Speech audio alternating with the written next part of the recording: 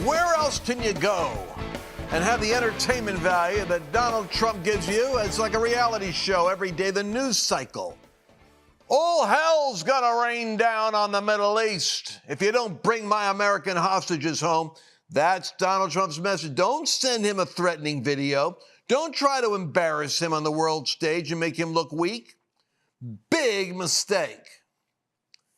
Trudeau goes down to Mar-a-Lago because Trump tells him 25% tariffs. My gosh, it's going to wipe out their economy.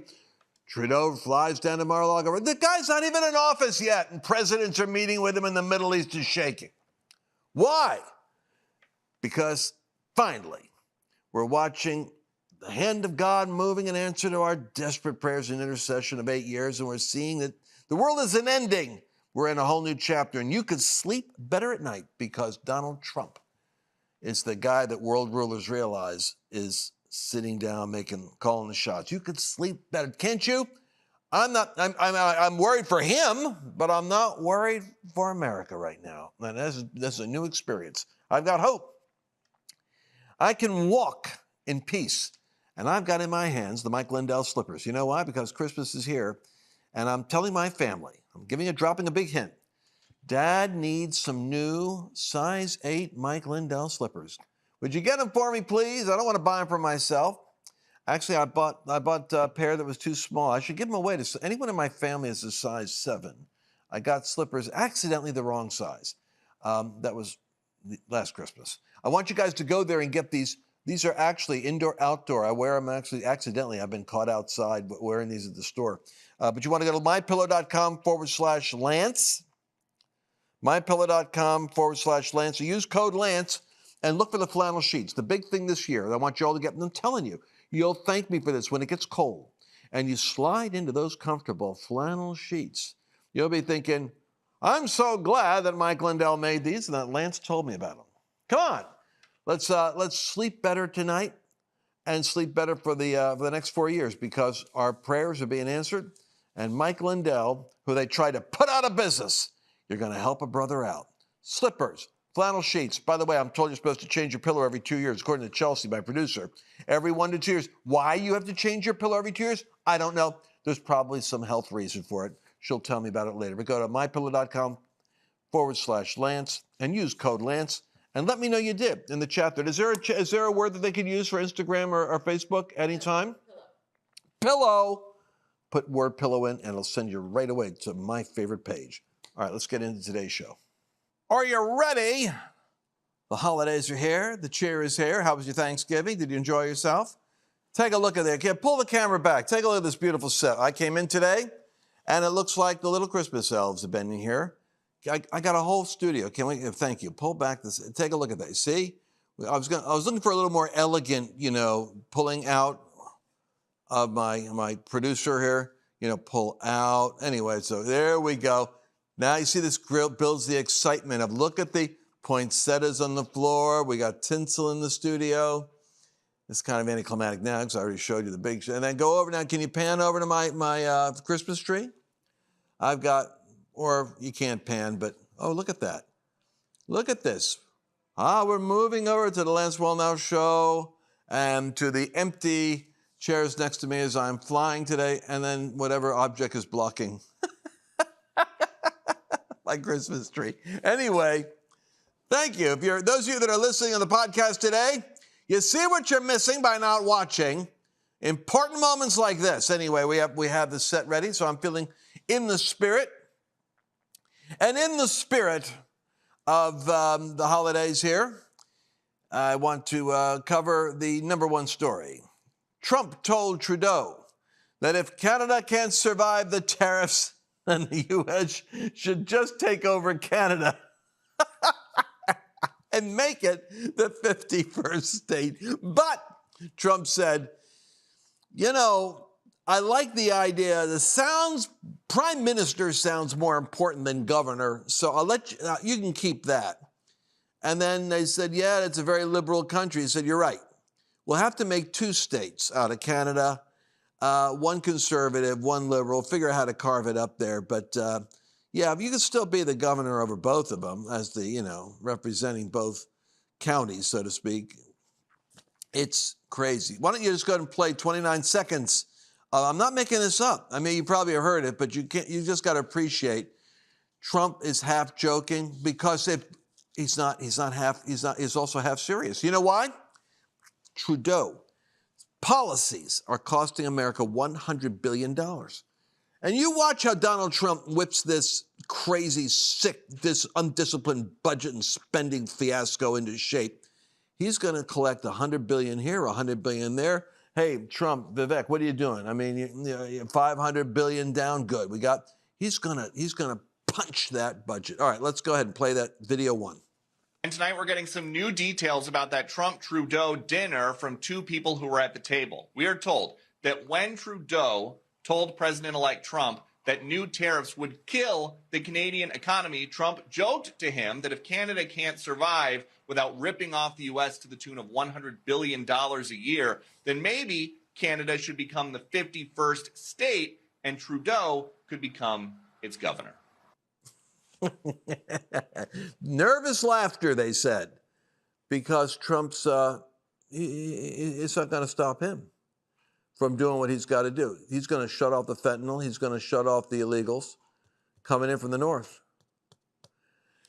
Now, I covered in yesterday's show, or in an earlier segment here, for those of you that are watching all 4 of my 12-minute segments, Korea. And I showed you the danger of what happens when Christians do not occupy democratic influence within the culture, and they lock themselves up in their little churches, and they don't bother to engage in the political or the media or the social dialogue out there. You can expect the void to be filled by something else. And so there's unrest now in Korea, but what's happened in the United States is, see the strength of something in the spirits aligned here. And now north and south, you're watching our borders. The flow of migrant traffic is already being interrupted. You don't have to wait till January for that to happen. Trump's already asserting pushback. He's not even in office yet. And Trudeau and Mexico presidents and rulers are talking to him about, well, how are we starting off? What's our relationship going to be? And he's cutting off the caravans right now in the South. He's cutting off the migration from the North. And you know what? Sebastian Gorka, who is now in charge of Trump's counterterrorism, he says you have at least 10 million illegals in the United States. And there's probably 100,000 more military, at least, who knows, 10,000 assassins. People that are here roving around, work their way through the porous border from the north, from the south. In our cities right now, awaiting instructions. They're not amateurs like the two that tried to kill Trump. These are professional military-grade assassins. You got to keep praying for this president. He wants to go to Notre Dame. He wants to fly over to Europe and be there when Notre Dame opens up. He's got a sense of the gravitas of the global stage. Trump's going over to Notre Dame. The Pope won't be there. Trump will. We got to pray for this guy. He will not stay indoors. Sebastian says we got assassins out there. Pray for him. But he's going to hammer down. I'm bouncing around on different themes today because I'm doing my show based on how they gave it to me. I'm cooperating with my team here. And we've got an image here of the national debt. Why don't you show the picture? I want you to see what's happened. I guess from 2000 to 2010, the debt went up. By 2020, bam, there's that 98.2% figure. And look where it is now. Look at where that red line is now. I'm going to have to check my numbers. But I believe that we're at $35 trillion debt, and it's like 120% debt to GDP, meaning our gross domestic product is under the debt structure, which means that we're already bankrupt. We're just running. We're like a car that went off a cliff at 100 miles an hour, and you're airborne, still look like you've got pavement under you, but you're just moving off of sheer momentum. That's what concerns smart people. That's a 150-year view of the national debt. All right, I want you to go over to, I got to cover this. I got to jump over here to the story in 2 minutes left. You got to go to Lance's X feed and go see what I pinned to the top. I think I pinned this to the very top. Go to @Lance Wallnau, @Lance, Wallnau. I read what you guys post there, what you guys write. I try to follow you back. And here's what I pinned to the top. I had predicted when I saw Hamas sending a hostage video to Donald Trump to try to push him into action, I wrote the following: not smart, using an American hostage to pressure or manipulate Donald Trump is a very bad tactic. Because in his mind, the way he thinks, he actually needs to make an example out of you so that you never try to use an American hostage for negotiations in the future. He must make an example of you so you never put him in that position. That's what I predicted. I said, I know the guy. He's not going to go, oh, what am I going to do? Like Jimmy Carter, and try to figure out how not to lose American lives. He'll put soldiers over there and you know what he's going to do. So I wrote, what did I say? I know this man. And what did Trump say? Everybody's talking about the hostages who are being held so violently, inhumanly, and against the will of the entire world in the Middle East. But it's all talk, no action. Please let this truth, capitalized, serve to represent that if the hostages are not released prior to January 20th, 2025, before the date that I proudly assume office as President of the United States, there will be, and then all caps, all hell to pay. You know, these guys, they understand him. Trump understands them. This is how he talks to the gangsters. He lets them know all hell to pay. And he isn't specific. It's the thing that I'm laughing about. He doesn't say in Gaza. He says in the Middle East, because he's going to hold Iran, he's going to hold Lebanon, Hezbollah, he's going to hold Qatar and the hotel in the Four Seasons, where you got the head kahunas that are leading the thing in Gaza, that are the millionaire class over there making money off of it. All hell to pay in the Middle East. He's making it broad there. And he adds, for those in charge who perpetrated these atrocities against humanity, those responsible will be hit harder than anybody's ever been hit in the long and storied history of the United States of America. Release the hostages now. All right, it's not January 20th now. Now he's saying the deadline's today. Well, what do you think? I don't think they're going to do it. I think they're trying to figure out now, how's he going to hit us? And I think Biden screwed up. When I come back, I'm going to take a quick break. Biden screwed up. You know what he did? It was stupid. He put the brakes on Israel. He cut the flow of funding, cut the flow of armament, and he said, stop right here.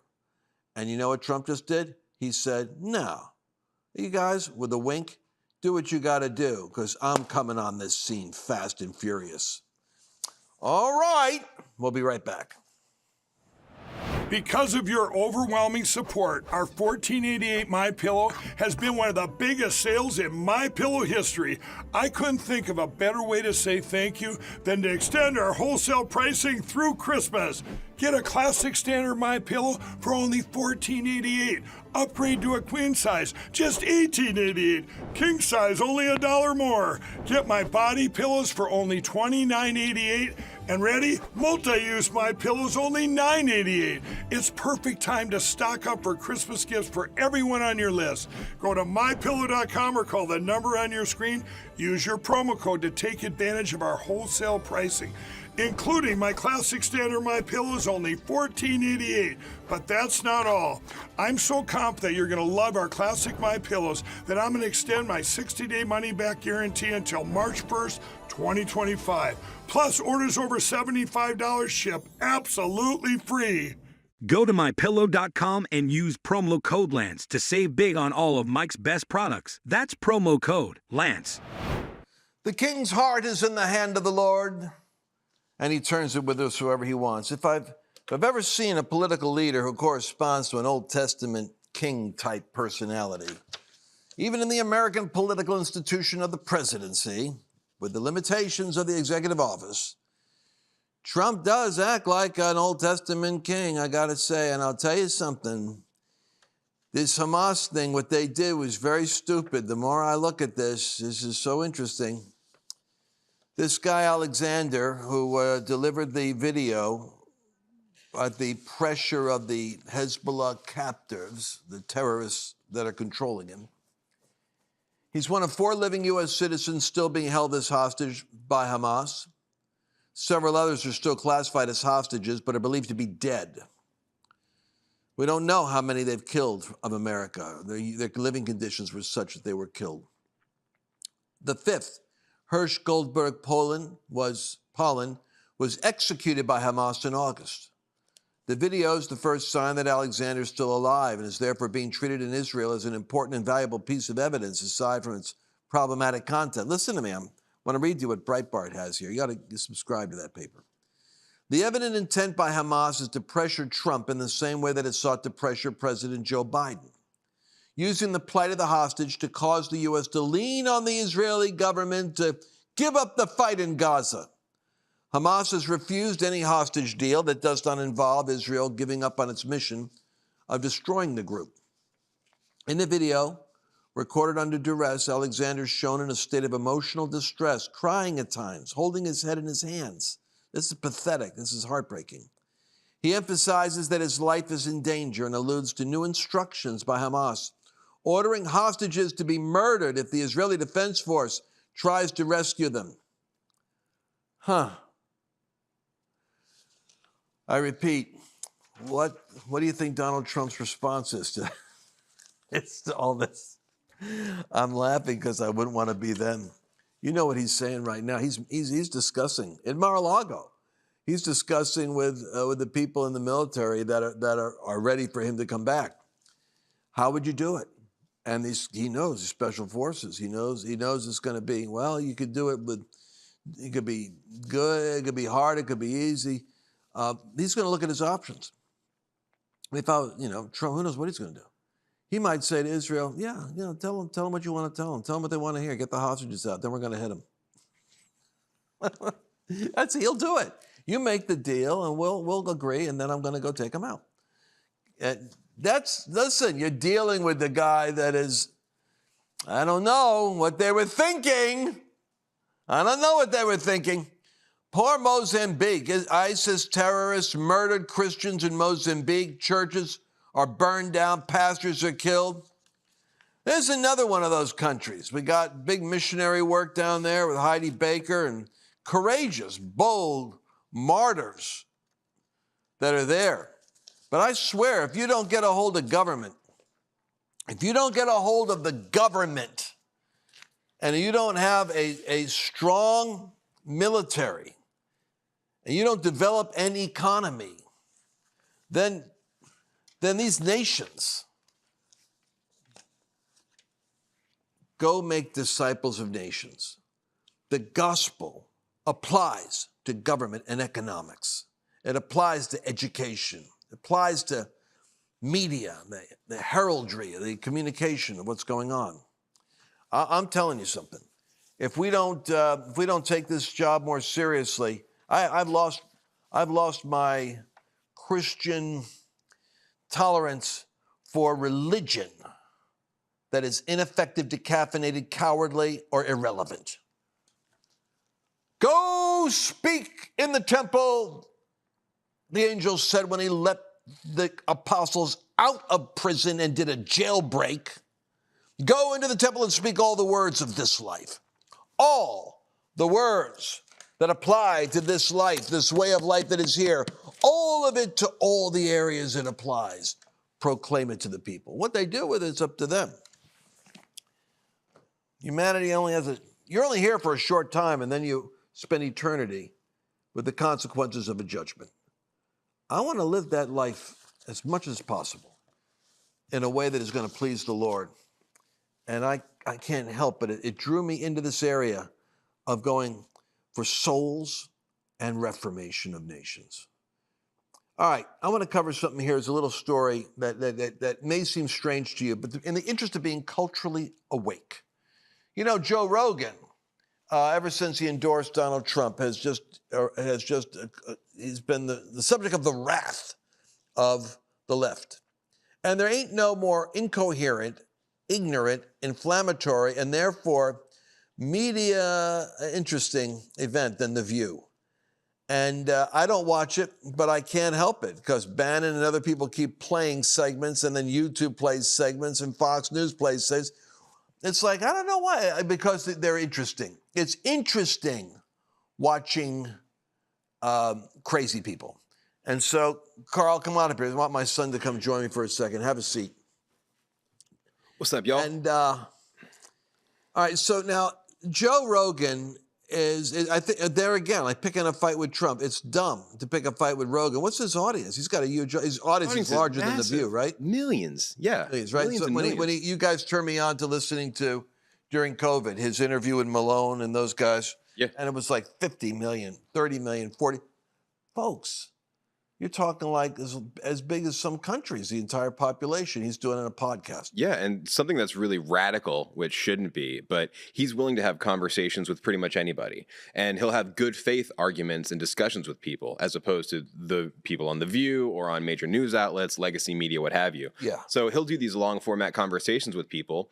He'll occasionally play devil's advocate, but he'll ask what he's comfortable asking, like even if it's deemed as a stupid question, just because he's happy to be that for his audience. You know, like I want to be able to facilitate this dialogue so that people watching can actually understand what we're talking about. And your generation, which is one of the demographics, which by the way has moved to the right, because Rogan basically he's willing to have those conversations. If you sound like you're nutty or dumb or intolerant, he'll call you out on it. And so he's actually been moving more like with Elon. He loves Elon. Mm-hmm. And so when Elon goes with Trump, and of course Dana White is one of his best friends. With, and Trump put him in business, helped fund him. Yeah, with MMA for sure. All right. So anyway, so tell me. So they're making fun of Rogan for believing in dragons. Now I know Joe doesn't believe in dragons. What's the story? Yeah. So now we got 3 minutes, but take your time. Now, listen, I know that we only have so much time, but let me tell you how much time we have, so that we have even less time than we had to start with. Exactly. Okay. Take all that 2 minutes, 2 minutes and 51 seconds. All right, so back in the day, he had a guest on his show who's a type of biologist who's actually traveled the world. He not only knows the history of these different areas, but he studied the different transitions of animal species across time and what have you, as well as some of the cultural stuff that goes into those stories. You know, Jonah and the big whale. Was it actually a big whale? Was it just a fish? Whatever. Like, this guy actually is a scientific approach. He has a scientific approach to actually breaking all that stuff down. So they were talking about whether or not dinosaurs and man coexisted at the same time. And even in the full clip, you can hear Joe say, no, I don't believe that. I don't think pterodactyls were around. I don't think that there were flying dinosaurs and all that stuff. At the same time as man. At the same time as man. But that doesn't mean that there were no dinosaurs whatsoever, much like crocodiles or alligators. And even then, we still to this day have something around on Earth called a Komodo dragon. It's a type of dragon. So if you don't believe in dragons, that's fine. You don't believe in Komodo dragons, you're disconnected from reality. They're large lizards in Japan, right? Yeah, in Asia. So it wasn't even so much just that she was saying, well, this guy's a lunatic, he believes in dragons. It was preempted with, well, we're backed by ABC, so you should trust us, as opposed to trusting this guy who believes in dragons. So she throws out this nonsensical claim that then even her co-hosts are like, are you sure? Did you check that? And she goes, I checked it. It's like, dude, you didn't check anything. Let me catch my language. But it's funny to Joe, as well as to his viewers, to be like, fronting that you actually are an authority on a subject without doing any lick of due diligence, and then immediately not even backtracking, but putting your foot in your mouth so blatantly that it's not trustworthy whatsoever. So what was Joe saying? He believes that there were these large reptiles that existed, kind of like, and what were you talking about? The trauma? What's the trauma? Yeah. So what Joe's stance was was that the original artists for a lot of these depictions weren't great, right? Even if you look at the way that they do these tile mosaics of people, they're not really like Alex Ross level, Leonardo da Vinci level masterpieces. Primitive artist drawing. Exactly. Okay. Exactly. Very primitive. On the cave wall. Yeah. So all right, 40 seconds. Even if they're using tile, which is a really difficult medium to use, the humans don't really look human. So the stories that these warriors and these travelers would share after having experienced these crocodiles, these alligators coming out of the depths of the deep sea and snatching up their brother in arms, their dear friend, whoever, like they're emotionally and mentally shook from that experience. So as they're trying to have it transcribed or translated into an art form, the artists are kind of struggling to do that too. So some of the artistic representations of those creatures aren't going to be 100% accurate, but they are going to be, even if not factually accurate, they're true to the idea of the creature. And so that's what he was saying is like, you look at these old paintings of whales or whatever, and he even has one on his X, where he had them pull it up in the segment, where he's like, look at that thing. That thing doesn't look like anything that's a real creature, but it's the depiction as told by somebody's subjective perspective of what they went through, going through an interpretation we went over by like an 20 seconds. I don't know how they're going to edit this out. Carefully. But I'm still trying to figure this out. So how does that play into the problem with Joe saying he believes dinosaurs existed and he believes that dragons existed as a category of reptile that existed at one point in time? Or yeah, what he was basically saying is that I do believe, and I'm paraphrasing, I don't speak for Joe Rogan, I don't speak for the experience, anything like that. What he was saying in essence is that over time, there were these creatures that we still have the legacy of, crocodiles specifically, who are basically dinosaurs. I don't care who says what, this is my own opinion. Crocodiles in essence are a type of dinosaur. So to say that there were these other creatures beforehand, and they're very much like lobsters in that they don't just die, something has to kill them. So if all of these hunters and lobsters have been around for like thousands of years. Exactly. And it's similar with crocodiles and certain alligators and other creatures like that, where they will continue to grow and they will continue to live unless acted on by an outside force. Right. So it would make sense that all of these top tier warriors who are trying to protect their people, protect their village, and maybe even make a name for themselves would go out and hunt these incredible beasts in order to, kind of stake their flag. So the point is, we're 1 minute and 20 seconds, 7 seconds over. The point is, The View was seizing upon, and this is the part that is intellectually dishonest. You take the full weight of what a guy does with, hey, how many interviews? 3-hour interviews with physicists, astrophysicists, explorers, mixed martial artists, Donald Trump, J.D. Vance, all kinds of people, and then try to dismiss him by exaggerating one quote out of context to say he's an idiot. He believes in dragons. Therefore, discount everything he's doing in terms of affecting young men in his audience because he believes in Santa Claus and the Easter Bunny. He's a nut. And that's what they're doing. And that's intellectually dishonest because I knew there was more to it. Yeah. And it's just hilarious to me that she would throw that in after saying, well, we're backed up by ABC News, so we know what we're talking about, and then immediately sticks her foot in her mouth without having any type of background check or checking it herself, just knowing that, oh, I saw a clip, so I know it's real. It's like, dude, get out of here. Get out of here. So ABC is on, and that's when Rogan skewered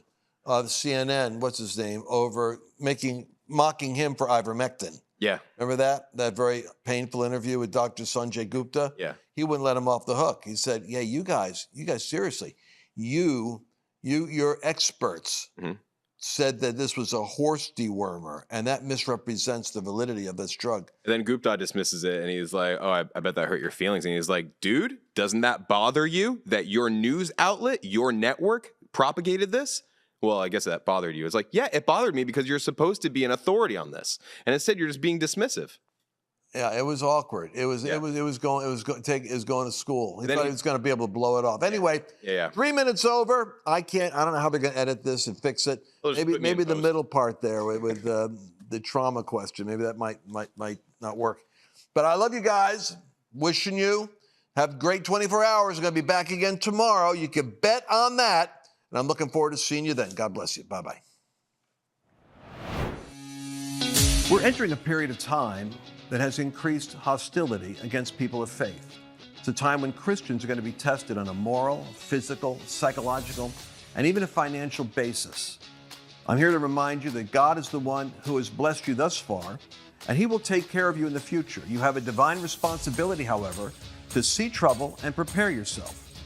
For example, with record inflation eating away at the value of the US dollar, the savings in your retirement account is in danger of slipping away. I recommend diversifying your 401k or IRA out of paper assets and into physical gold. And the best way to do that is with a gold IRA from Birch Gold Group. Now that includes no penalties, there's no taxes when you transfer current retirement funds into Birch Gold. To see how it works, I want you to go to lancewallnau.com/Birch and get your free info kit, and you'll be glad that you did. Did you enjoy this latest episode? Please remember to share it with your friends, because the more knowledge you have, the better equipped you are to